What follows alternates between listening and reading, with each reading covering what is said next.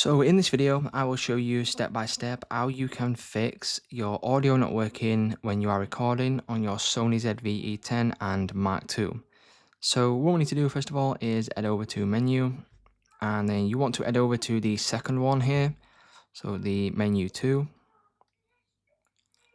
And once you go over to menu 2, you want to go through until you can see the option for all of the audio settings here. Now, as you can see, there is now an option for audio recording level. Click on that.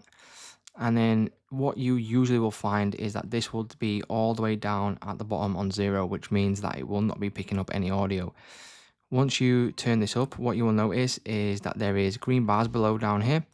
And this is when you know that the audio is being recorded and that the camera can actually hear you speaking, and any audio that you want to record will be picked up by the camera whenever you see this down at the bottom. So it's just that simple, guys. That's how you can fix the Sony ZV-E10 audio not working. If this video did help you out, please leave a like on today's video, and I will see you in the next one.